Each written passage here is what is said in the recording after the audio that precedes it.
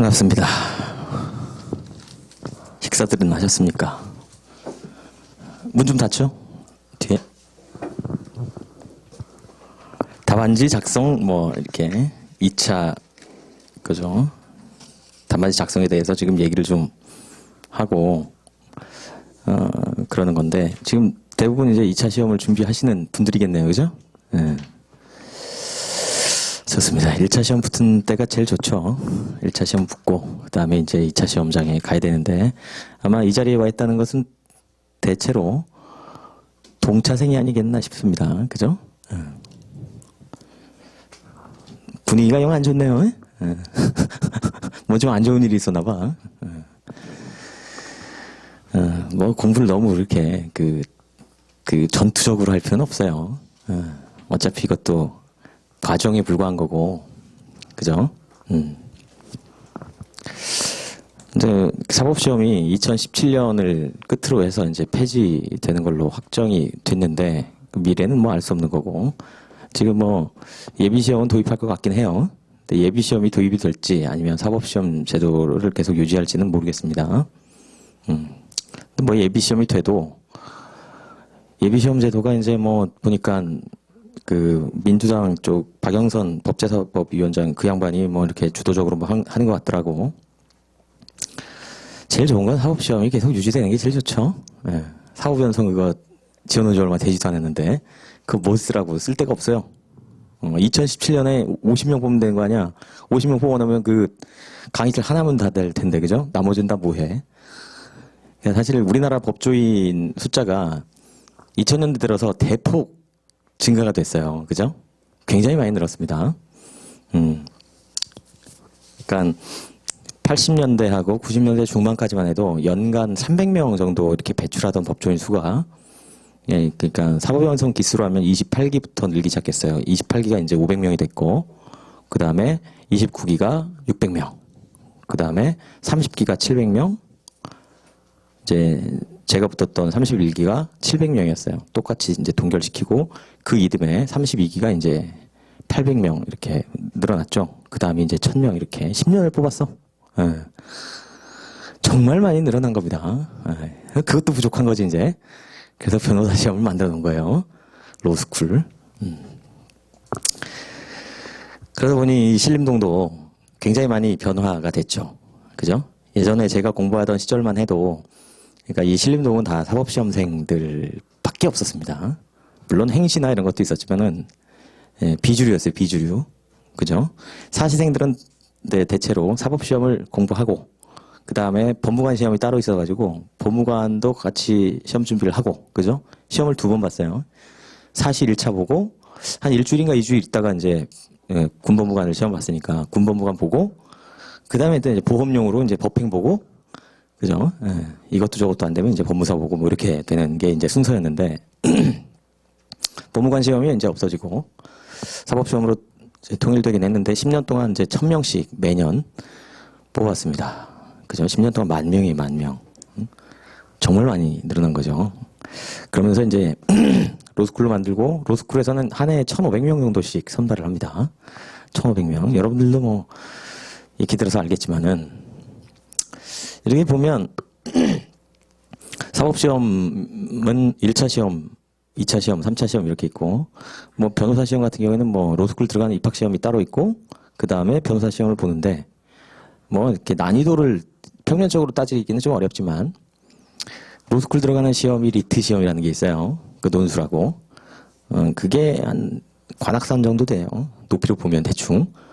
사시는 최소한 백두산이야. 1차 시험이. 1차 시험 붙기 힘들죠? 쉬웠나 봐. 1차 시험이 원래 시험 공부에서는 제일 어려운 거예요. 1차 시험이. 2차 시험은 그거보다는 좀 더 수월하다고 느낍니다. 2차 시험은. 경쟁률도 1차 시험이 경쟁률이 센 거지, 2차 시험은 표면 경쟁률이 한 5대1, 6대1 되고, 실질 경쟁률은 한 2대1 정도밖에 안 돼요. 실제로는. 왜냐면 중간에 다 포기하거든. 중간에 포기하고 해서 실제로 이렇게 시험장에 가서 이렇게 옛날에 공부할 때도 이렇게 보면, 그러니까 여러분들이 정상적으로만 공부하면 충분히 붙을 수가 있는 시험인데, 그게 어려운 거죠. 그러니까 지금 특히나 이제 제가 강의하게 되는 형법 같은 경우, 민법도 마찬가지고 헌법도 마찬가지지만, 이 기본 3법은 2차 시험 공부할 때 공부를 잘 안 합니다. 안 하게 돼요. 왜 안 하게 되냐면 다 안다 이거지. 안다고 생각하기 때문에 또 후사법을 막 이렇게 막 공부하다 보면 기본 3법을 할 때 기력이 다 떨어져. 그러니까 책 보기가 싫어요. 다 아는 것 같고. 그죠? 그래서 과락이 제일 많이 나오는 게 이 기본 3법이에요. 과락이. 그러니까 면과락은 해야 돼요. 기본 3법에서 최소한. 면과락은 해야 나중에 하나 이렇게 그 뭐 네 과목 중에 하나를 대박을 터뜨려 갖고 이렇게 합격하는 거가 통상적인 예입니다. 뭐 사법시험 2차 시험에서 뭐 수석하겠다 이런 거는 바랄 게 아닌 거고 불합격만 면해도 당연 아주 다행스러운 거예요. 그죠? 사실 사법시험 성적이 중요하긴 한데 사법시험 성적이 중요해요. 뭐 인관할 때나 이런 거서 비율로 볼 때도 중요하긴 하지만 1등으로 떨어지는 것보다 꼴찌라도 붙는 게 최고 좋은 겁니다. 그리고 그러니까 예전에 비해서 많은 실력자들이 많이 떠났어요. 이미. 합격해서 떠나든 뭘 해서 떠나든 떠났기 때문에 정상적으로만 공부하면 돼요. 정상적으로만. 그리고 보통 이제 동차는 잘 어려우니까 이제 동차 공부할 때는 보통 찍어서 합니다. 그죠? 뭐 각 과목별로 한 20개 정도 저기 케이스를 찍어가지고 그거 암기하고 들어가서 내가 공부한 게 나오면은 점수 좀 나오는 거고 안 되면 뭐 그냥 과락이지 뭐. 그죠? 그래서 이제 보통 제시를 노리게 되는데 기본 3법에서 이제 찍을 때도 한 20개 정도를 제대로만 찍으면은 잘만 되는데 그게 쉬운 게 아니야. 그리고 사실 이렇게 쓰는 답안들을 이렇게 채점을 해보면 기본적인 내용들을 잘 이렇게 암기가 안 돼 있는 답안들이 많이 있어요. 개별 논점 잡는 것도 문제지만 기본적인 그 답안 작성 능력 같은 것들을 좀 공부해야 되는데 그게 좀 잘 안 돼 있는 사람이 많이 있습니다. 지금 내가 들고 온 책은 뭐 형법 노론 뭐 이런 책인데 이런 책은 2차 시험에는 뭐 관계없는 책이고 이런 책은 1차용도 너무 많아요. 그죠? 그러니까 2차 시험 공부할 때 좀 솔직해질 필요가 있어. 스스로에게 솔직해질 필요가 있는데 그러니까 하여튼 교과서를 어떤 거를 택하고 또 문제집을 어떤 걸 택하느냐 뭐 이게 있는데 여러 가지 책을 다 볼 필요는 없어요. 여러 가지 책을 다 볼 필요는 없고 차라리 얇은 책으로 여러 번 보고 암기하는 게 더 중요합니다. 2차 시험은 외워야 돼요. 그죠? 암기가 안 되면은 힘드니까 무조건 외워야 됩니다. 그것도 핵심 키워드 같은 것들은 반드시 쓸 수 있게 암기를 해야 돼요. 응? 그게 제일 중요한 거야. 나도 옛날에 이렇게 2차 시험 공부할 때 생각해보면 2차 시험 공부할 때가 수험 생활에서는 제일 재밌었던 것 같아요. 저는 2차 시험 공부할 때가 1차 시험 공부할 때는 좀 힘들었고 제가 이제 2차 시험이 제가 99년 6월 달에 시험을 봤어요. 이게 제 시대이고 연손 들어간 게 2000년이었으니까 이때였고 98년 9월부터 했어요. 저는 시험 공부를 이렇게 해서 끝냈죠. 1년이 좀 안 됐어요. 내 개인적인 사정 때문에 이때는 그 2월 달에 그 1차 시험 보고 이때는 공부를 못하게 되는 사정이 있어서 상법 같은 경우는 이때 책을 처음 샀어요. 내가 98년 9월. 그래서 이때 이제 IMF가 한참 극성인 시기였죠. 예, 기억하시는 분도 있겠지만 그때도 마찬가지로 저도 7과목이었습니다. 그죠? 내 전 시대만 해도 국민윤리라는 게 있었는데 그게 빠지고 이제 첫째 날에 이제 헌법하고 행정법 보고 둘째 날에 뭐 보죠? 민법 뭐 이런 거 보나? 민법 상법 이렇게 보나? 민소 뭐 있지 또? 하여튼 맨 마지막 날에 형소. 중간에는 이게 기억이 안 나. 뭐 했는지 하도 오래돼가지고 사실 강의한다고 하니까 옛날 기억을 되짚어보는 거지. 그죠? 강의하다고 그 실무할 때는 사법시험 붙은 건 기억도 못해요. 예. 사실 사법시험이 스트레스가 세긴 하지만 2001년 이렇게 이 두 해를 보냈는데 연손 때가 더 힘들었던 것 같아요. 사법시험 공부할 때보다. 연손 때는 정말 힘들었던 것 같아. 여러 가지로. 심리적으로도 그렇고 짜증 많이 납니다. 이때. 2000년 3월 달에 입학을 했는데 3월 4월 달에 자퇴를 심각하게 고민하는 사람도 되게 많아요. 예. 힘드니까. 제가 이제 이 98년 9월부터 시작을 했어요. 그러다 보니까 그 다른 친구들을 하고 비교해 보면 최소한 한 회독 정도, 1회나 2회독 정도가 이게 부족하더라고, 내가. 그러지 않겠어요? 이거 공부를 못했으니까. 응? 근데 사람은 다 누구나 욕심이 있어서 붙고 싶잖아요. 그죠? 몇 달 공부를 안 하건 아니면 뭐 오래 공부를 했건 붙고 싶은 건 다 누구나 욕심이 갖고 있는 거야. 나도 그랬어요. 나도 어쨌든 늦게 시작하지만 내년에 붙고 싶다. 근데 애들하고 회독수 차이가 나니까 이 스터디가 안 되는 거예요. 스터디가. 될 수가 없죠. 나는 지금 책을 하나도 안 봤는데 다른 친구들은 2번 보고 책에 둘 닫혀 있고 그런데 나는 안 그렇단 말이지. 그래서 이제 고민을 좀 했어요. 어떻게 하면 내가 내년 시험에 붙을 수 있을까? 이런 고민을 많이 했습니다. 왜? 사람이라는 건 주어진 시간은 똑같잖아요. 9월부터 주어진 시간은 똑같다고 보고. 하지만 내가 이제 다른 애들보다 한 2회독 정도가 부족하니까 이거를 이렇게 극복할 수 있는 방법을 찾아야 되는 거였습니다. 나한테는. 실존적 결단의 문제야, 그거는. 그러니까 대단히 부담스러운 상황이었어요.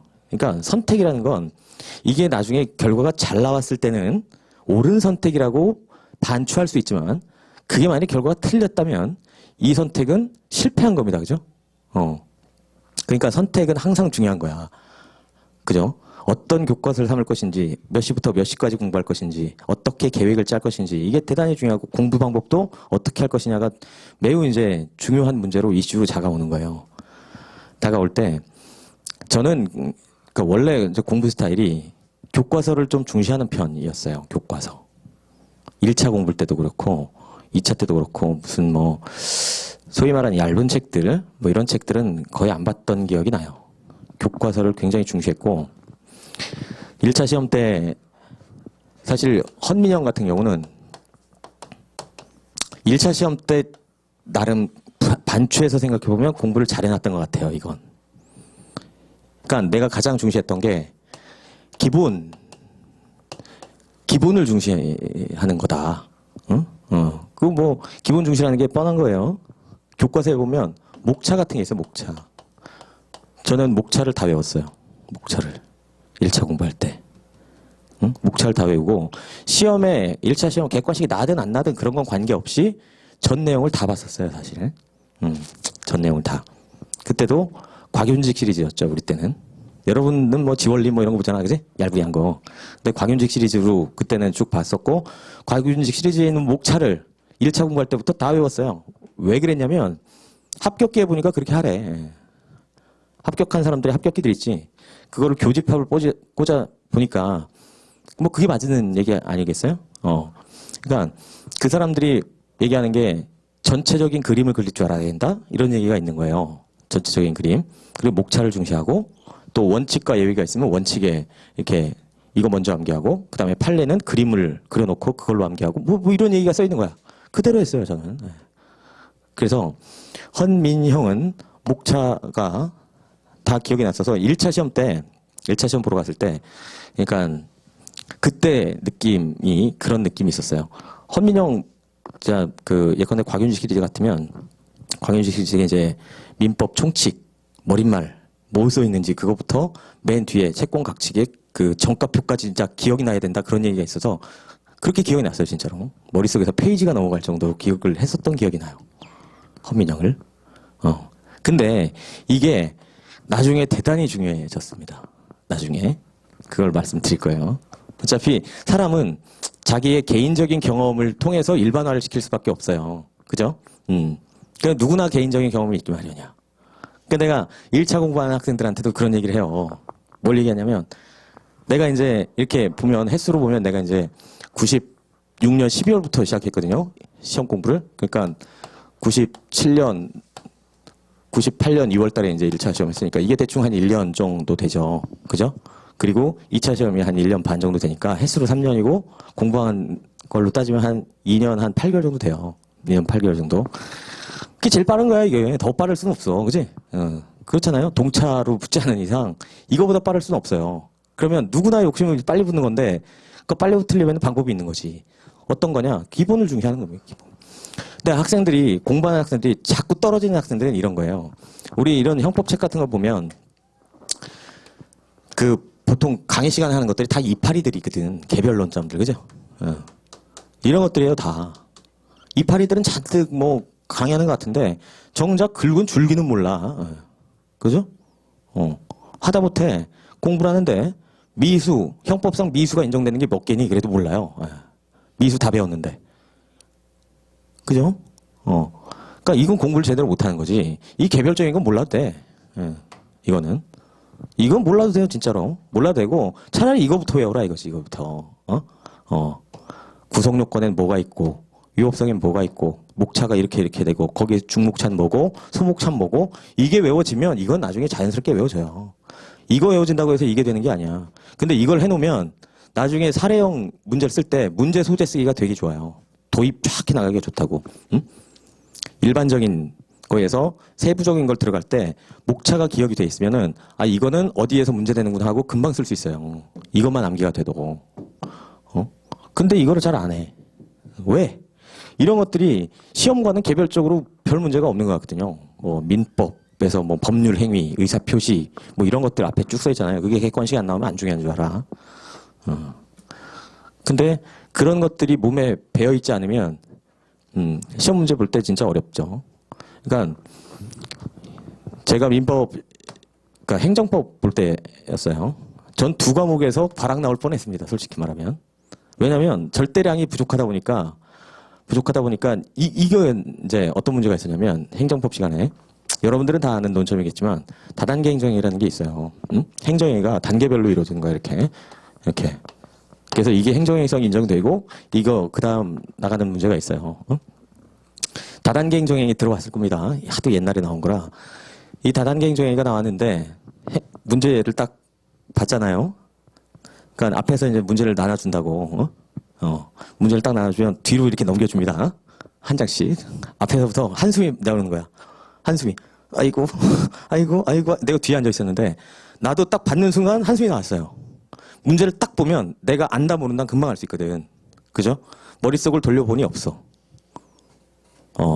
내가 분명히 이걸 50점짜리라 쓰긴 써야 되는데 없는 거야, 데이터가. 그죠? 여러분 잘 생각해 봐야 돼요. 여러분들이 아무리 많이 공부한다고 해서 14문제 중에 14문제를 다 맞출 확률, 만일에 이 모든 형법이든 뭐 민법이든 이 논점이 한 40개밖에 안 되고 40개밖에 나올 수 있는 게 그 중에 여러분들이 20개 정도를 대비했다고 봅시다.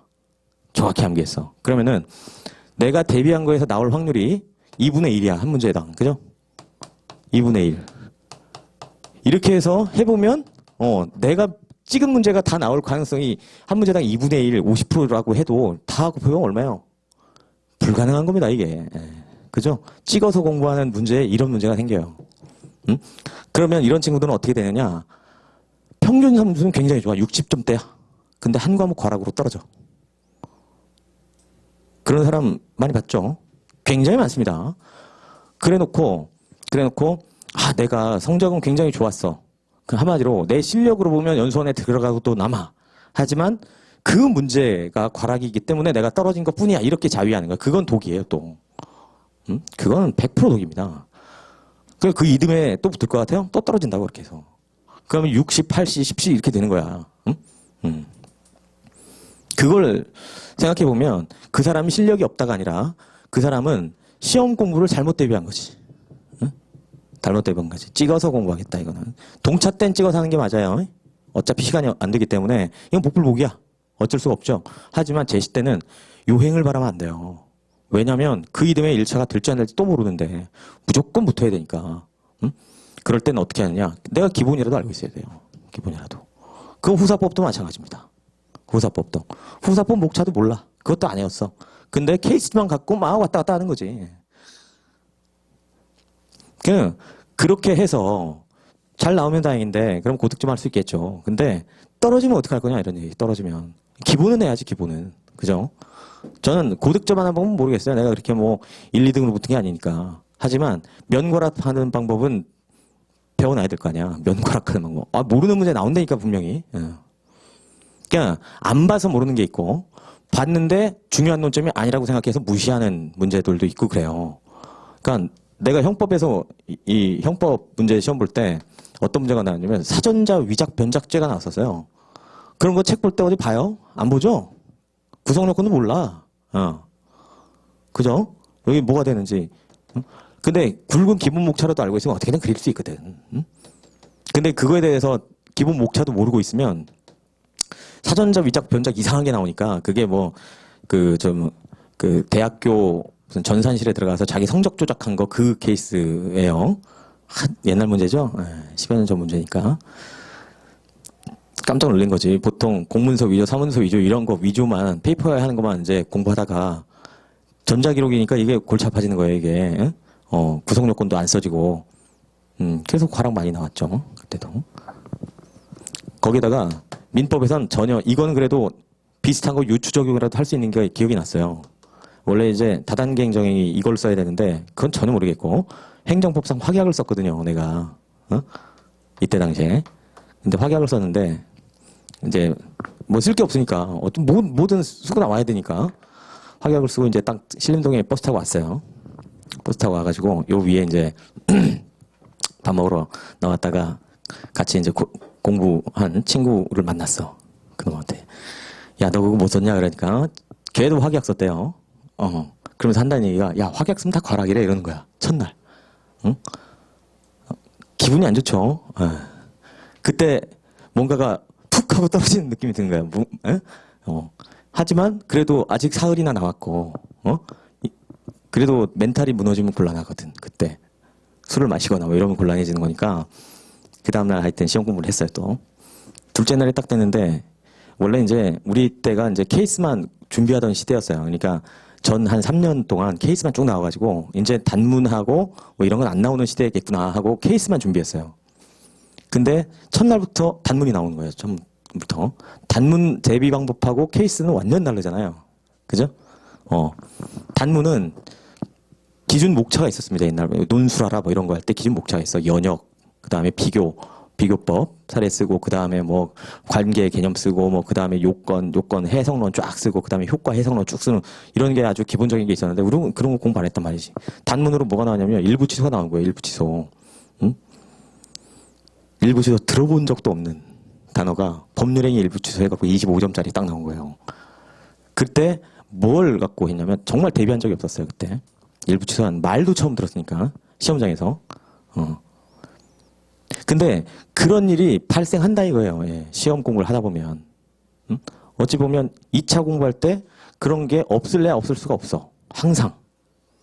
그럴 때 어떻게 대비하냐가 되게 중요해요. 왜? 이걸로 고득점은 안 돼. 왜? 내가 못 쓰니까. 하지만 이것 때문에 떨어지면 안 돼요. 그죠? 다른 데서 홈런 치면 돼. 그러니까 2차 시험은 비리비리한 점수, 면괄하게 비리비리한 점수에 한 점만 딱 올라가면 붙어요, 이건. 그러니까 2대 1밖에 안 돼. 그러니까 1차 시험보다는 어떻게 보면 더 수월해요, 이게. 그때 일부 취소를 어떻게 좀 그렸어요, 내가. 막 이렇게 쭉. 일부 취소가 기억이 안 나면, 일부 취소를 모르니까 일부 무효, 기억도 안 나요. 예. 일부 무효 법리를 한번 내가 준용해서 한번 써보자 이런 생각조차 안 납니다. 사람이 긴장되면. 근데 그거를 막 썼어. 뭘 갖고 썼냐면 옛날에 공부했더니 민법의 의사표시 법률행위 이 파트 있죠? 그 부분이 기억나서 그거를 머릿속에서 천천히 기억을 해봤어요. 그걸로 쓴 겁니다. 그걸로. 그 법리를 내가 만든 거지 시험장에서. 만들고 썼는데 이제 시험 끝나고 이제 와가지고 책을 봤더니 판례가 하나 있더라고요. 판례가. 근데 그 판례에 기재되어 있는 내용하고 내가 이렇게 쓴 내용하고 한 80% 정도는 똑같았어요. 단어가. 그래서 이거 면허락했어요. 물론 판례를 적시한 사람보다는 점수가 낮겠지만 틀린 말을 쓴 건 아니거든. 그러니까 이게 점수가 괜찮았어요. 그게 면허락했지. 맨 마지막 날 형사소송법에서 대박을 치고 이제 끝난 거예요. 형사소송법에서 86점 받았어요. 86점. 굉장히 높은 점수죠. 86점이면. 왜냐면 그거는 맨 마지막에 이제 책을 제출하기 전에 그때 맨 마지막에 봤던 그 문제가 바로 50점으로 탁 나왔어요. 그래서 그냥 그대로 쓴 거지. 그거는. 그랬더니 그거는 점수가 되게 좋게 나왔고 나머지는 뭐 대충 선방했고. 그러니까 역시 2차 시험에서 뭐 개별 논점 백날 떠드는 거 이게 중요한 게 아니라 기본을 잘 지켜야 돼요. 기본을. 기본만 여러분들이 잘 지키면 붙을 수 있는데 기본을 안 하는 이유는 여러 가지 이유가 있지만 욕심 때문이에요. 욕심. 근데 사람이 욕심을 버리기가 참 쉽지 않은 거예요. 어? 남들은 옆에 이렇게 딱 보면 옆에 있는 사람 보면 뭔가 나보다 머리도 좋은 것 같고 굉장히 샤프해 보이고 뭐 대단히 뭔가 출중한 뭔가가 있는 것 같아서 저 사람이 하는 스타일대로 내가 뭔가 하지 않으면 내가 질 것 같은 뭐 이런 느낌? 쟤는 한 번 보면 금방 아는 것 같은데 나는 10번 봐도 모르는 나는 바보가 된 듯한 느낌? 이런 거 다 없나요? 사람은 누구나 다 있다는 얘기입니다. 그게. 원래 서로 그런 거를 표정을 들키지 않도록 이렇게 서로 이제 행위를 하다 보니까 나보다는 항상 남이 뭔가 더 나아 보이는 거야. 쟤는 그런 고민 안 하는 것 같고. 근데 똑같이 다 그런 고민을 한단 말이죠. 그러니까 2차 시험에서 사실 이거 뭐 몇 자 이게 써 있는데 제일 중요한 건 여러분들이 만약에 기본을 안 지키고 이런 게 안 돼 있는 상태에서 1차를 붙었다 그러면 그거는 요행인 거야. 요행. 응? 실력이 아니었던 거지. 응? 그러니까 제가 그 강의 시작한 지 그러니까 옛날에 연수원 다닐 때 그 2차 강의를 했었고 실무를 쭉 하다가 한 3년 정도 전부터 이렇게 강의를 다시 하게 됐는데 원래는 뭐 사법시험은 별 관심이 없었어요. 강의하고 싶은 생각이 없었어. 난 누굴 강의하고 싶었냐면 일반 경찰들 좀 강의하고 싶었어요. 일반 경찰. 그러니까 그거는 그 실무에서의 경험과도 좀 연결이 되는데 그러니까 한 10년쯤 실무에 있으면서 처음에 로펌에도 있다가 그 다음에 그러니까 그 친구들하고 같이 뭐 사무실도 하고 그렇게 했었는데 형사사건을 제법 많이 했었어요. 제가 형사사건을. 네, 형사사건도 많이 했고 그리고 또 무죄도 많이 받은 편이었어요. 무죄도 한 뭐 그래도 전부 무죄가 6개 이상 받았었으니까 많은 거야. 6개 정도면. 그리고 그 우리처럼 전관이 아닌 사람들이 맞는 사건들은 쉬운 사건들은 잘 안 옵니다. 쉬운 사건들은. 그러지 않겠어요? 간단한 거야, 그건. 만일에 어떤 사람이 있어. 어떤 사람이 있는데 본인이나 아니면 본인의 가족이 구속이 됐어요. 좀 억울하든 뭐 하든. 그러면 이 사람이 요 사람은 요 법원이나 검찰청 앞에서 따끈따끈하게 옷 벗은 사람이야. 전관. 근데 이쪽은 수임료 1억 달래. 근데 이쪽은 우리 같은 사람이야. 그러면 누구한테 가겠어요? 여긴 500인데 여긴 1억이야. 일로 가요. 당연하신 거 아니야? 그죠? 당연한 겁니다. 왜? 사람은 누구나 다른 사람들과 평등하게 대우를 해줘야 된다 이렇게 주장을 하지. 근데 그게 자기가 문제되면 자기는 특권을 누리고 싶어 하는 게 인간의 본성이에요. 인간의 본성이라고. 그러니까 예를 들자면 편법 뭐 아니면 하여튼 그런 거 나는 예외이길 바라는 마음은 누구한테나 있는 거야. 그러니까 전관들이 돈 벌고 사는 거거든. 그러면 우리 같이 오는 사람은 어떤 사건이냐면 이렇게 그냥 소위 말하는 날로 먹는 사건은 안 와. 이런 사건이 주로 오죠. 억울해 죽겠다. 그러니까 나는 뭐 실형을 살아도 좋으니까 이 억울함을 밝혀달라. 이런 사람밖에 안 옵니다. 그런 사람이 주로 와요. 대신 이제 뭐 수임료는 얼마 안 되겠지. 그지? 그럴 때 그런 사건들을 치밀하게 이제 검토하고 이제 탐구해서 밝혀내면 그 다음에 이제 무죄가 될 수 있는 거예요. 무죄율이 굉장히 낮았어요. 옛날만 해도. 그걸 하다 보니까 사실 실무에서는 굉장히 중요한 기록이 경찰 조사 기록이에요.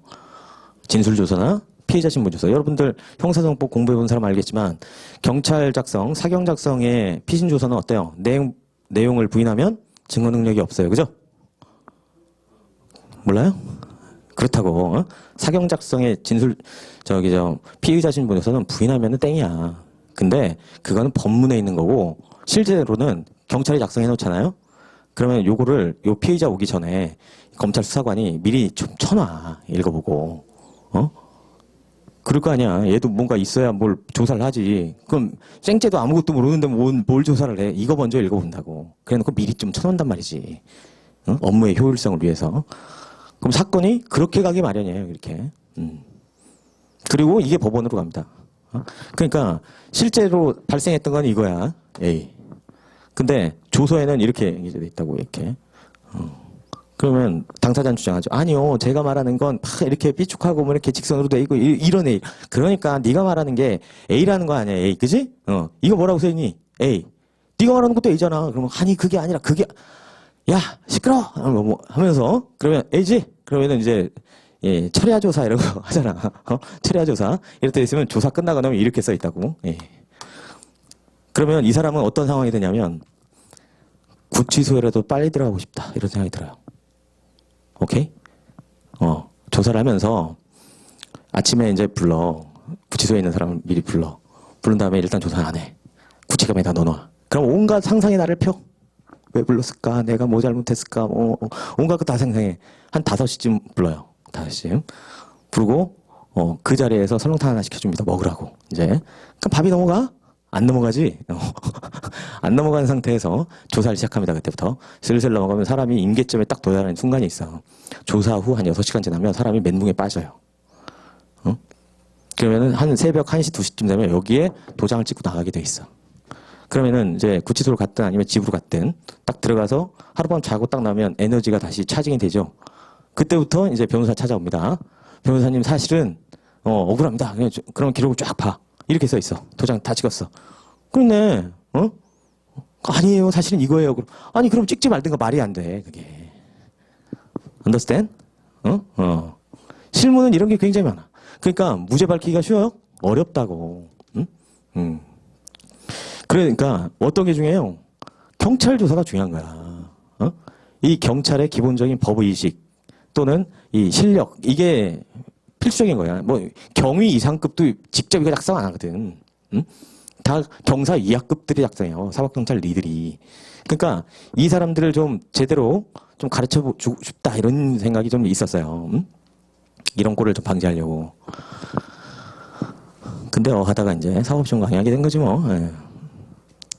그러니까 사법시험을 보고 이렇게 합격을 하게 되면 사실 뭐 판사도 할 수 있고 검사도 할 수 있고 변호사도 할 수 있고 다 그런데 이건 사실 다 보면 사후적인 조치들 뿐이어서 그렇게 그 사람 인생에 뭐 아니 뭐 이미 구속당했고 뭐 저기 하고 했는데 회사도 잘리고 그랬는데 나중에 무죄 받아본들 그지? 뭐 그렇게 크게 뭐 저기 되겠냐고. 응? 그 신문지상에 공고 내준다고 해서 그 사람의 명예가 회복되겠냐고. 안 되지. 그죠? 그래서 경찰 조사가 대단히 중요한 거예요. 응? 뭔 얘기하다가 이렇게 쓸데없는 얘기까지. 그러니까 여러분들은 후사법이건 아니면은 이 기본법이건 간에 지금 안 해놨으면 여러분들이 안 해놨으면 목차 이거 교과서 목차를 말하는 거야. 교과서 목차 열심히 외우세요. 교과서 목차. 교과서 목차 정말 열심히 해라고. 다른 거 아무것도 안 해도 이거부터 해놔. 이거부터. 그러면 어떤 논점이 나오건 기본은 해요. 기본은 무조건 하게 돼 있어. 근데 대부분은 이걸 안 해. 그러니까 그 대부분이 떨어지는 거예요. 누군가가 그런 얘기를 해요. 사법시험이라는 건 붙는 게 이상한 시험이고 떨어지는 게 당연한 시험이라는 거야. 오케이? 그렇잖아요. 비율적으로 보면 뭐 그 1차, 2차, 3차까지 다 합치면 경쟁률 뭐 20대 30대 뭐 이렇게 되는 시험이니까. 그죠? 그러니까 떨어지는 게 정상적으로 공부하면 떨어지는 게 맞지. 표준표로 보면은 이렇게 공부하고 있으면 요만큼 딱 붙고 나머지 다 떨어지는 건데 여기가 정상 범주일 거 아니에요. 그죠? 여긴 비정상이에요. 여기도 비정상이겠지만. 그러니까 비정상적으로 공부하는 게 맞아. 한마디로 내 본능과는 다르게 공부하는 게 맞아요. 그렇지 않겠어요? 내 본능과 달리 귀찮은 거, 하기 싫은 거 이런 걸 해야 여러분이 빨리 붙습니다. 남들 다 하는 거 땅에 떨어지지 당연히. 그죠? 가뜩이나 나 같은 경우에는 9월부터 시작해서 6월까지니까 시간도 부족해가지고 빨리 붙고 싶다. 떨어지면 안 된다. 그러면 어떻게 해야 되느냐. 그 유일한 해답은 나한테는 그거였던 것 같아요. 1차 때 했던 것처럼 목차는 정말 잘 외웠었어요. 목차는. 목차 외울 때 전 두 문자 따서 외우지도 않았어요. 그냥 통째로 외웠어요. 통째로. 목차는. 이거 다음에 이거 다. 그냥 얼마나 많이 바뀌냐고 그걸. 그 개별 내용은 여러분이 읽으나 안 읽으나 목차가 기억나면 개별 내용은 어떻게든 그려낼 수 있어. 근데 목차가 기억이 안 나니까 그 논점이 통째로 빠지는 경우가 굉장히 많아요. 그러니까 사실 2차 시험 공부는 어떻게 보면 간단합니다. 강의를 듣는 이유는 왜 들을까? 그 개별 논점에 대해서 이해가 안 되니까 듣는 거예요. 그 이해를, 편의를 위해서. 그 암기는 그 개별 논점 막 외우고 있으면 그거는 사실 반쪽짜리 공부인 거고 목차부터 외우고 그 다음에 개별 논점을 외우는 거예요. 그럼 목차가 기억이 나면 이게 어떻게 된다고 추론이 내가 가능하기 때문에 문제 소재는 금방 쓸 수 있어요. 아주 스무스하게 딱 문제 논점으로 쫙 들어갈 수가 있다고. 응? 그게 제일 중요한 것 같아요. 예. 그게. 책은 얇아도 돼. 두꺼운 책은 안 해도 돼요. 2차 공부할 땐.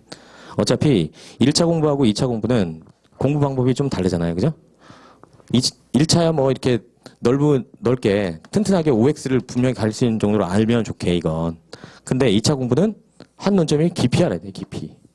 그죠? 깊이 알아야 된다고. 이것도 뭐 간단한 거예요. 이건 뭐 학설이 있고 학설 판례 대립이 있는 분야만 시험에 난다 이런 얘기지. 그지? 학설 판례 대립이 있는 분야만 나는 거예요. 그럼 학설에서 논 거 2개, 판례에서 그 쓰고 비판 하나씩 외워놓고 이러면 돼.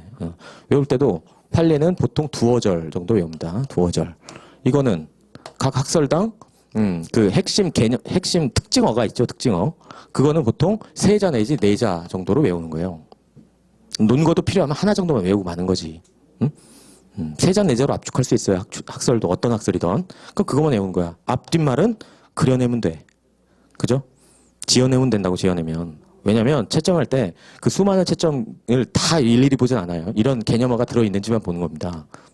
제대로 논리적으로 연결되어 있는지만. 그러니까 굉장히 효율적으로 암기해 놓으면 되는 거지. 그러니까 서브노트 같은 것들이 필요할 수도 있어요. 사실 서브노트를 만든다는 게 교과서를 대체하는 거잖아요. 그죠? 내가 이거만 보겠다 하는 거니까. 꼭 가장 기준이 되는 건 목차 만들어 놓고 그 다음에 개념을 딱딱 써놓고 그거만 외우면 되는 거지 뭐. 그러면 어떤 논점이 사실 사례집이 막 이만큼씩 되는데 이거를 사서 공부하는 게 이걸 다 암기하겠다. 말이 안 돼요 이게. 응? 여러분들 1차 공부할 때도 기억이 날 수 있겠지만 1차 공부할 때 객관식 문제집 막 풀어봤더니 한 40개 중에 한 20개 틀렸어. 그러면 거기 해설을 열심히 줄치지. 해설 줄치는 암기가 돼요? 암기 안 됩니다. 그 틀린 걸 교과서에다가 옮겨 적어 놓으면 교과서화돼서 그게 암기가 돼. 근데 백날 문제집에다가 줄쳐놓은 거, 이게 줄쳐놓은 것만 갖고는 개별 지식이 돼서 이게 금방 날아가 버려요. 그건 2차 공부 때도 마찬가지야. 이거 논점, 그 사례집이 이만큼 있는데 그 사례집은 뭐 열심히 줄친다고 쳐. 그게 외워져? 안 외워져요. 그럼 사례집은 뭐에 필요하냐? 진짜로 사례를 내가 써보고 한번 보는 거야. 이 사람하고 어떻게 내가 다른가. 이게 사례 공부인 거지. 사례집 갖고 공부하고 있으면은 이거는 뭔가 전도가 왔다 갔다 하는 거지. 그죠? 교수들이 어떤 사람들인데, 예? 분명히 14문제 중에 여러분들이 대비하지 못하는 문제가 한 문제, 2문제는 꼭 있어요. 꼭 있다고. 그런 거에서 그 사례를 백날 주쳐갖고 열심히 외웠어. 그런다고 해서 똑같은 게 나오나? 안 나와요. 비슷한 건 나올 수 있지만.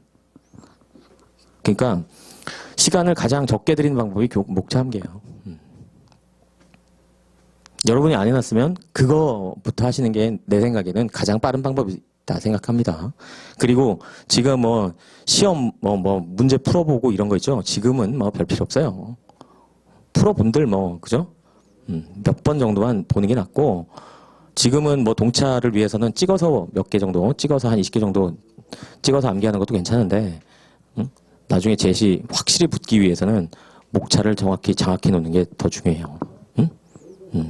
그게 알파요 오메가야. 내가 볼 땐 알파요 오메가요. 그러니까 제가 그 9월 달부터 쭉 시작해가지고 교과서를 보고 남들보다 회수는 늦었지만 한 그 이듬해 2월 3월 되니까 비슷해졌어요. 2월 3월 돼서. 왜? 비슷해진 이유가 결국에는 뭐 학원에 가갖고 모범 답안 딱 붙이면은 한 몇 번 붙으면 들어가는 거거든. 합격할 수 있거든요. 몇 번 붙으면 자기 답안이 과목을 막 나눠하고 몇 번 정도 붙어봤다. 그러면 특별한 사정이 없는 한 붙어요. 그 붙기 시작한 게 이상월이었어요. 제가. 그건 뭘로 적었겠느냐? 목차 적은 거예요. 목차.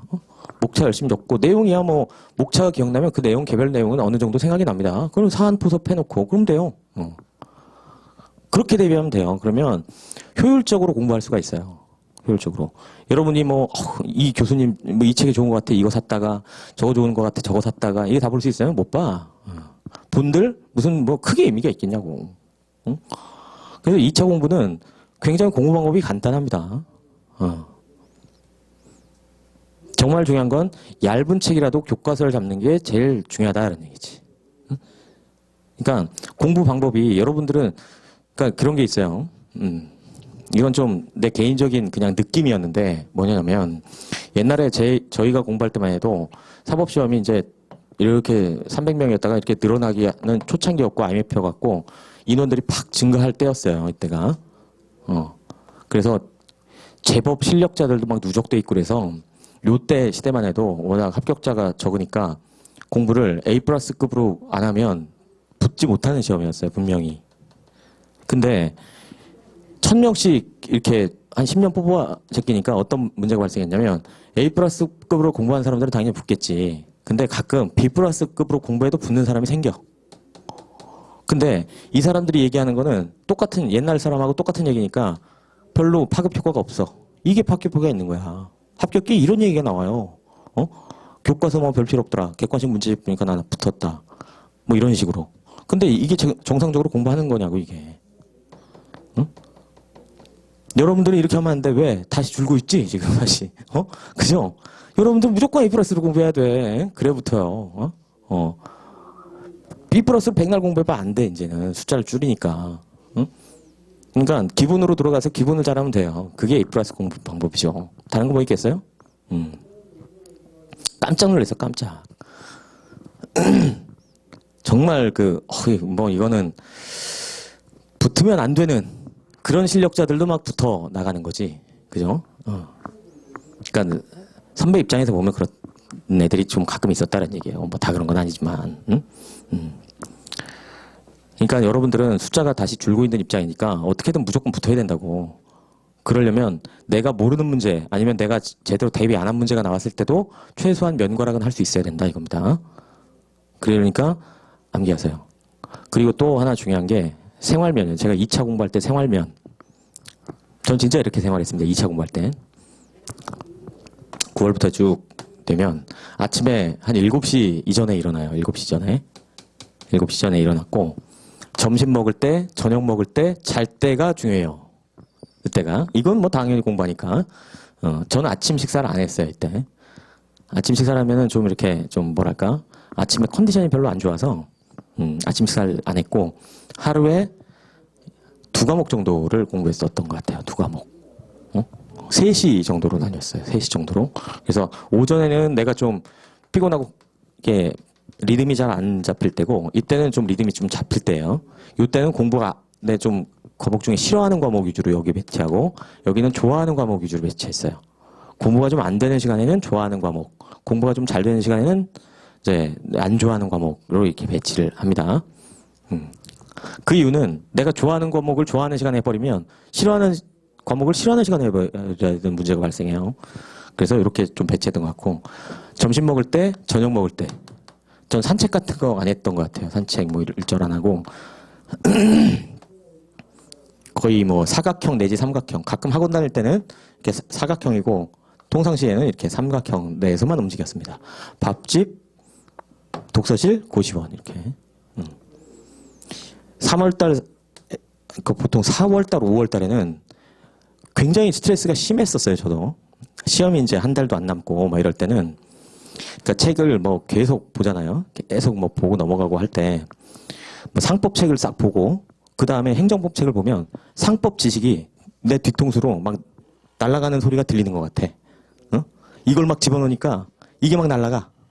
안녕 빠이빠이 하고 뭐 그런 느낌이 막 들 정도로 스트레스가 심할 때잖아요. 그때가 그 스트레스 임계점 상황인데 그때 그 길을 다니면서도 사람들 얼굴을 안 쳐다봤어요.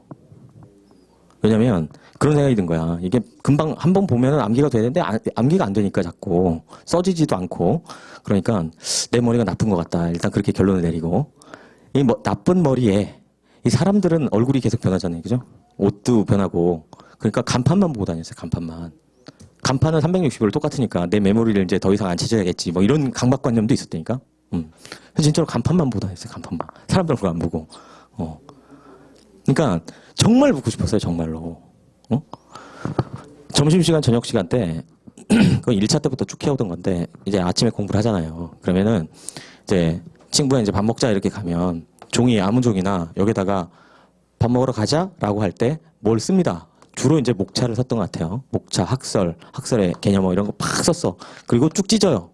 그래놓고 주머니에 넣고 가면서 뭐 밥 먹으면서나 얘기하면서 이렇게 생각할 수 있다고요. 생각. 금방 봤던 거. 그럼 기억이 안 나는 것도 있지. 응? 그것들을 다시 한번 내가 기억해보고 안 되면 살짝 한번 보고. 친구한테 2번 정도 걸려봤어요. 2번 정도. 욕 좀 먹었지. 너만 공부하냐? 공부하는 티 낸다고 막 그렇게. 어쨌든 그렇게 했어요. 그리고 저녁 때는 요날 이제 저녁 때 공부하는 게 있잖아요. 그 교과서 들고 가는데 고시원방에서는 책을 안 봤습니다. 저는. 그러니까 책상에서 안 앉았어요. 고시원에서는. 공부는 독서실에서만 했고 여기는 잠자는 데니까 잠잘 때도 우리 때는 이제 침대 같은 게 없고 그냥 맨바닥이었으니까 그 스탠드 있잖아요. 스탠드. 그거를 밑에다가 내려놨어요. 밑에다가 내려놓고 불 다 꺼놓고 이제 대충 씻고 들어와서 누워서 책을 보는 거예요. 그럼 피곤하잖아요. 그죠? 그러면은 착 덮는 순간 탁 끄는 거죠. 네. 그러고 잤어요. 그러고.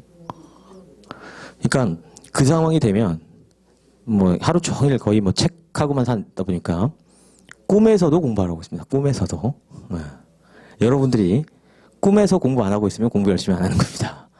꿈에서도 공부하고 있으면 열심히 하는 거예요. 네. 저는 진짜 이렇게 살았어요. 이렇게. 네. 9월부터 6월까지는 이렇게 살았습니다. 이렇게. 휴일 같은 것도 따로 만들어 놓진 않았어요. 계획표를 작성을 하는데 만일에 어떤 책이 1000페이지짜리인데 내가 열흘 만에 읽고 싶다. 열흘 만에. 그럼 나누기 10 하면 되죠.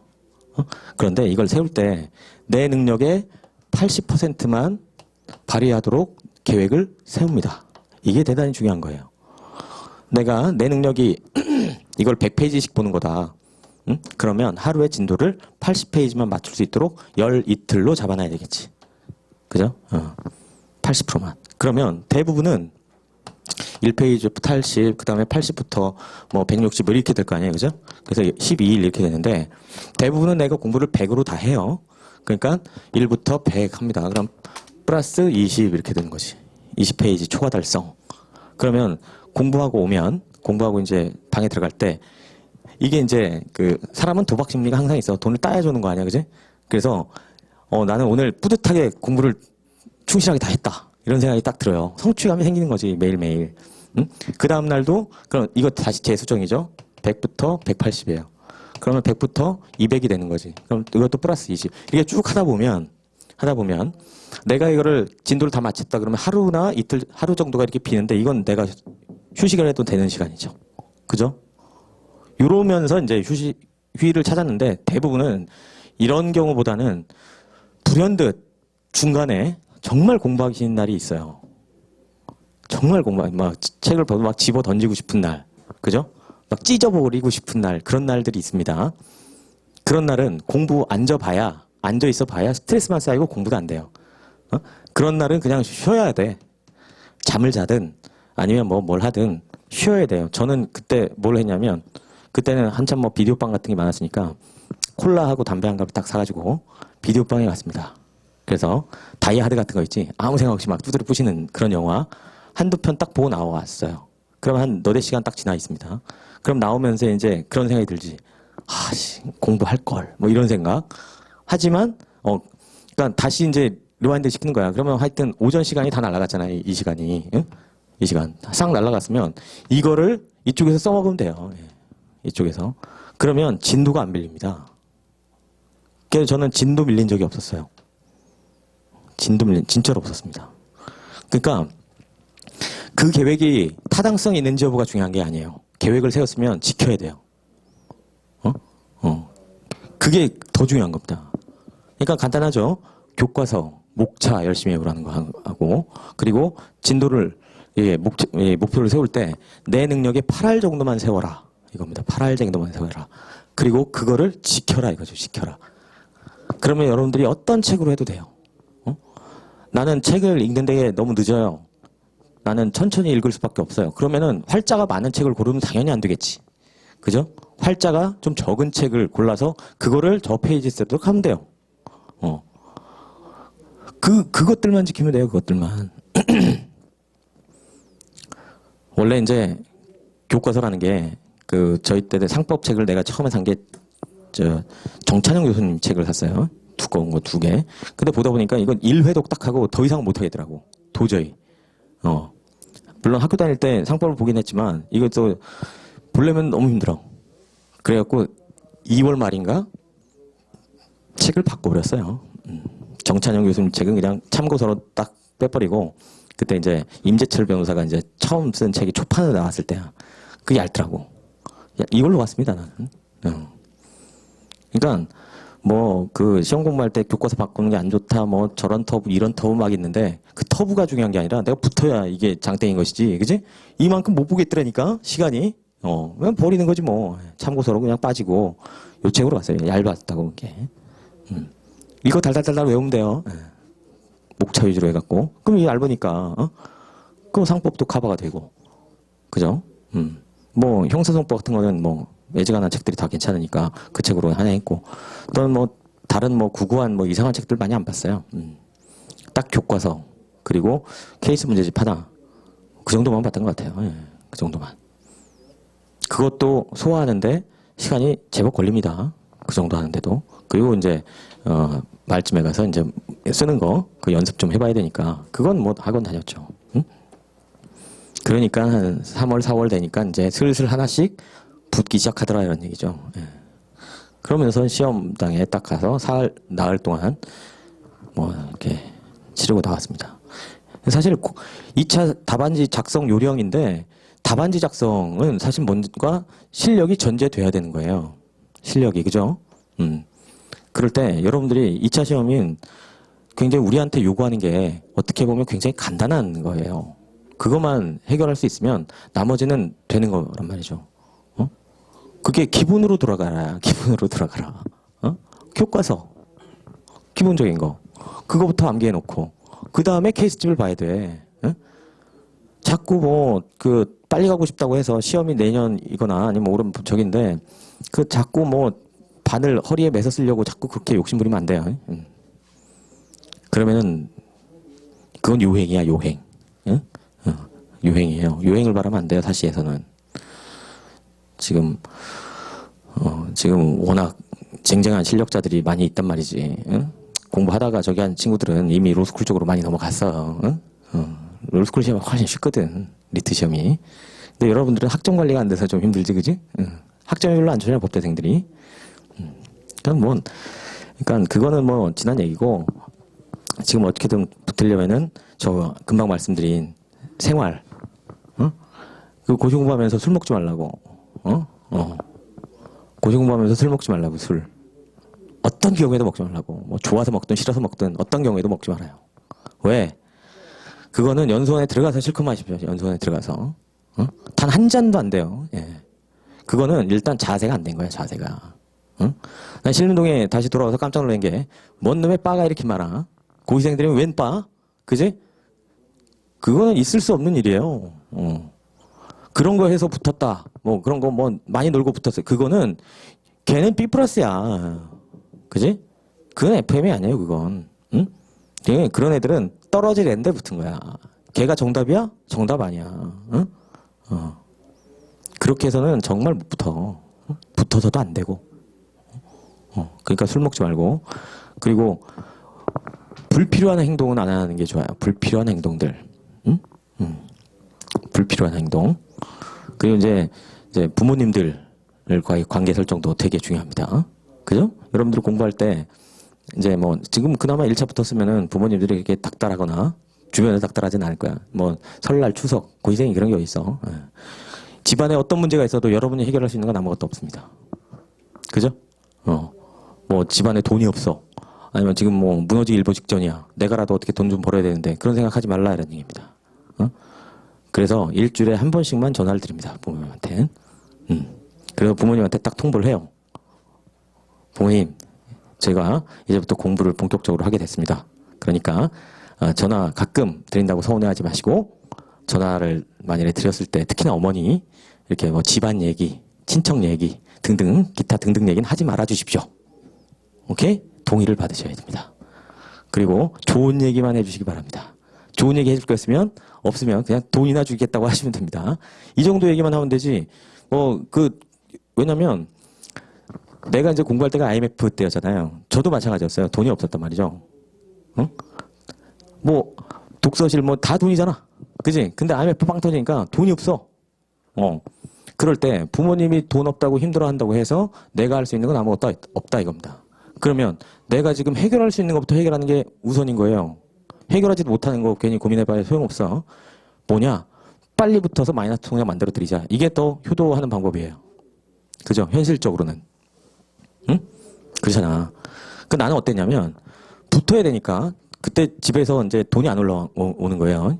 2차 공부 막 해야 되는데 그렇다고 뭐 이제 더 이상 줄일 것도 없는데 돈이 한 120만 원 정도가 필요했어요. 학원도 좀 끊어야 되고 좀 밀린 뭐 방세도 좀 내고 이러려고. 근데 120만 원도 큰 돈이거든 그때도. 돈이 없는 거야. 아무리 생각해도 없어. 어디서 훔칠 데도 없어. 왜? 주변 고생 다 그지야. 그러니까 이거 답답한 거지. 그렇다고 부모님이 저희 아버지는 이제 목수 일을 하셨거든요. IMF 때 무슨 목수에 뭐 일거리가 있어? 없지. 집에 전화해도 소용없는 거야. 그때 이런 생각을 했어요. 그 선배들 있잖아. 붙은 선배들 중에 좀 잘 나가는 선배님들 있잖아요. 나하고는 친분은 없어. 그냥 그런 선배가 있다 정도만 알지 뭐 개인적으로 알거나 뭐 그런 거 없어요. 나는 돈이 필요했고 그 양반들이 있을 것 같고 아무리 굶어 죽어도 변호사가 나보다 낫겠지 이런 생각이 든 거야. 그래가지고 네 분을 딱 추렸어. 일단 좀 만만해 보이는 네 분 딱 추려가지고 찾아갔어요. 친구 한 명 데리고 들어가기는 나만 들어가고 딱 해갖고 딱 얘기했죠. 선배님, 내가 지금 2차 공부를 하는데 지금 돈이 하나도 없습니다. 책도 사야 되고 이렇게 방세도 내야 되고 하는데 돈이 하나도 없다. 그러니까 저한테 돈 좀 주십시오 그랬어요. 돈 좀 장학금 명목으로 지원을 해주시면 제가 붙어서 제 후배한테 나처럼 힘든 후배한테 똑같이 내가 해주겠다. 딱 그랬더니 그 네 분 중에 두 분이 나한테 손을 줬어. 진짜로. 그래서 그 돈을 받아서 감사하게 다 등록하고 나중에 붙은 다음에 찾아갔어요. 당연히 고마우니까 찾아가야지. 굉장히 좋아합니다. 왜냐면 소설 같잖아 이게. 응? 이렇게 딱 와가지고 이렇게 그런 다음에 난 연수원 때 줬어요 애들한테. 그러면 그 선배님들도 되게 기뻐하고 그러면 돼. 방법이 없으면 방법 만들면 되지. 그죠? 그거 고민해봐야 여러분들이 해결할 수 있는 거 아무것도 없잖아. 집안 얘기 이런 거. 그러니까 아예 통보를 해버리세요 집안에다가. 난 공부만 하겠습니다 이렇게. 지금은 효자인 척 효녀인 척 하지 말라고. 여러분들이 진짜 효자가 되고 효녀가 되는 유일한 길은 빨리 시험 공부를 마치는 거예요. 그죠? 그러면 다 효자 효녀 될 수 있어. 그죠? 그러니까 지금은 그거밖에 없어요. 그거밖에. 붙고 나면 그땐 또 다른 고민이 생기는데 그건 그때 가서 고민해도 되잖아. 그죠? 그때 가서. 그러면 돼요. 그러니까 사람은 사실 1년이라는 기간이 이제 사실 제법 긴 기간이에요. 그 시간 동안 어떤 일이 발생할 수도 있어요. 참 많은 일이 발생합니다, 인생에선. 또 인생이라는 게 좋은 일만 있는 것도 아니잖아요. 나쁜 일도 생기고 또 생각할 수 없는 그런 고난들도 있고 이런 건데 그러니까 우리가 사법시험을 공부할 때 특히나 2차 시험을 공부할 때 시간이 정해져 있잖아요. 1년이면 되잖아요. 1년. 그동안에는 내가 제어하지 못하는 것들을 스스로 만들지만은 말다 이거지. 그죠? 내가 제어하지 못하는 그런 변수들을 만들지는 만자 이겁니다. 좀 평탄하게 1년이 좀 흘러가 줘야 돼요. 그거는 외부적인 변수가 생기는 건 어쩔 수 없지만 여러분들이 내부적으로 만들면 안 되는 거지. 그죠? 예를 들자면 뭐 술 마신다든가 아니면 뭐 집안에 무슨 일이 있다는 걸 알아가지고 막 고민하고 있고 이거 해결 안 되는 문제들은 아예 신경 안 쓰도록 하는 게 제일 좋아요. 1년간은. 자, 여기 보면 교과서 공부 방법에 강론 교과서의 중요성이 있죠.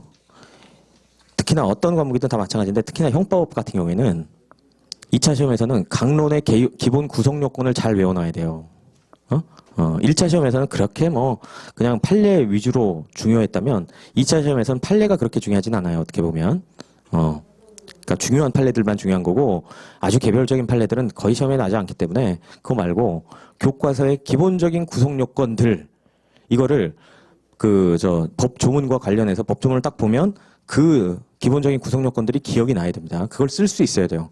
그 답안에 확연한 차이가 드러납니다. 기본적인 내용, 그 구성 요건이 품고 있는 기본적인 요건들을 얼만큼 충실하게 썼느냐, 아니면 쓰지 못했느냐, 이게 눈이 탁 보면은 금방 보여요. 그 기본적인 구성 요건들을 열심히 외워둘 필요가 있다 이겁니다. 뭐하고 같이? 조문과 같이. 조문. 그러니까 이 법학은 법조문이 대단히 중요한 학문이에요. 대단히. 형법 같은 경우야 뭐 각칙, 개별 구성 요건 해석, 이게 이제 기본이 되기 때문에 기본적인 요건들을 다 정확히 쓸 수 있어야 됩니다. 예컨대에서 하나 넣어놨죠. 예컨대 만일에 증거인멸죄 뭐 이런 거에서 쓴다면 요게 이제 기본적인 내용이잖아요. 증거인멸죄는 타인의 형사사건에서 징계사건에 관한 증거를 인멸, 은닉, 위조 또는 변조하거나 요 또는 변조한 증거를 사용하면서 성립한 범죄다. 여기서 인멸이란 물질적 손상뿐만 아니라 멸실 또는 감속해 하는 경우도 포함하고, 자, 은닉이란 증거를 숨기거나 발견을 곤란케 하는 경우도 포함한다. 이게 기본적인 요건들입니다. 그죠? 기본적인 해석이에요. 이런 기본적인 해석들을 잘 써놓으면 답안이 굉장히 풍부해 보여요. 답안이. 그러니까 이런 것들을 외우는 거예요. 이게 기본이에요. 이게 원칙인 거죠. 이거.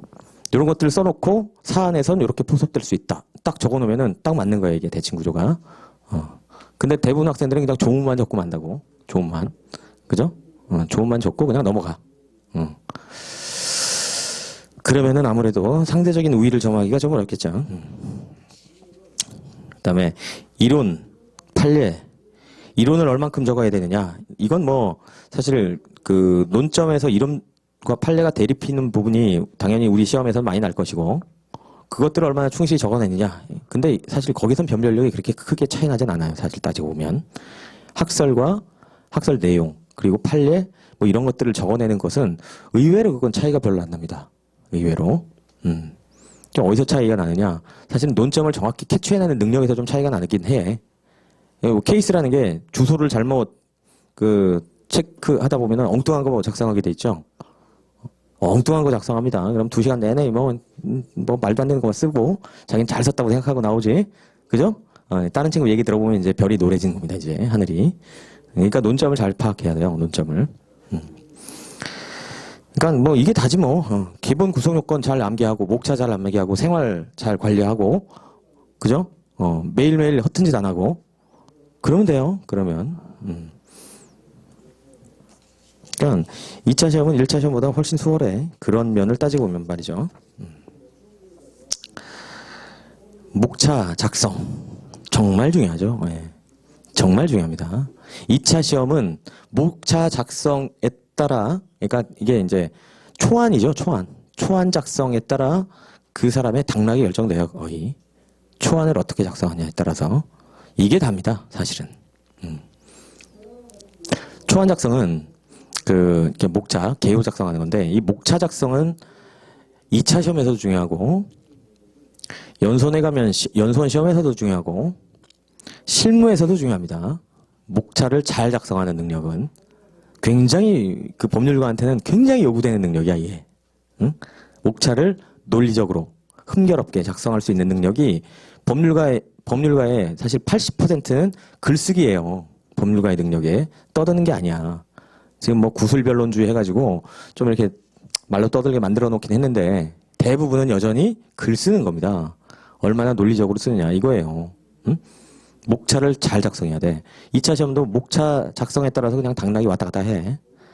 그죠? 그러니까 여러분들은 그러니까 내용은 비리비리해도 목차를 잘 작성하면 그 사람은 합격할 확률이 대단히 높은 거예요. 근데 내용은 좋아도 목차가 형편이 없다 그러면 그 사람은 어렵습니다. 그리고 글씨 같은 거는 글씨를 아주 뭐 명필로 잘 쓸 필요는 없어. 명필로 잘 쓸 필요는 없는데 알아볼 수 있게 써야 돼요. 그런 것 때문에 의외로 글씨가 이쁘잖아요. 정석도 한 1, 2점 무조건 높게 나와요. 똑같은 내용이. 글씨가 이쁘면 점수가 좋다 이겁니다. 그래서 여학생들이 점수가 좋은 거예요. 남학생들은 별로지. 근데 물론 실력이 기반이 돼야 되겠지만 글씨체도 상당히 좀 중요하긴 합니다.